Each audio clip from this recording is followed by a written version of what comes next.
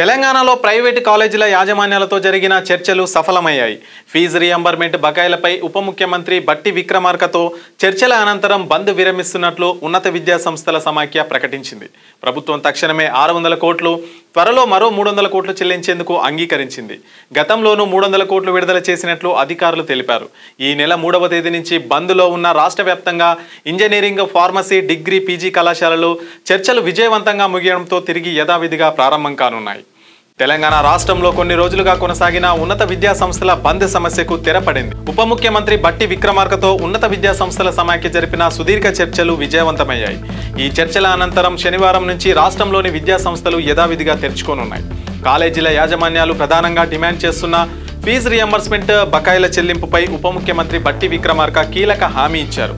ప్రభుత్వం మొత్తం 900 కోట్ల బకాయిలను విడుదల చేయడానికి సూత్రప్రాయంగా అంగీకరించింది. ఇందులో భాగంగా వచ్చే 3 రోజుల్లో 600 కోట్లు విడుదల చేస్తామని డిప్యూటీ సీఎం హామీ ఇచ్చారు.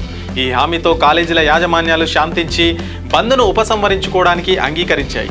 ఆ తర్వాత మరో 300 కోట్లు చెల్లిస్తామని హామీ ఇచ్చారు.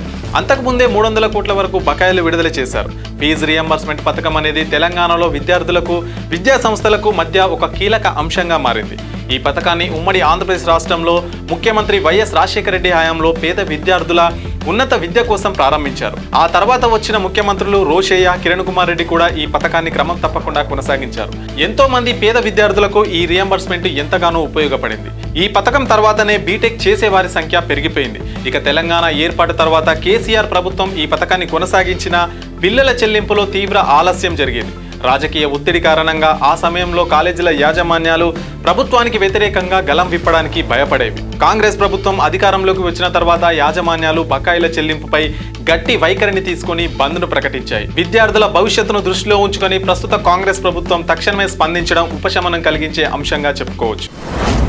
మీ వ్యాపారం అభివృద్ధి కావాలని కోరుకుంటున్నారా?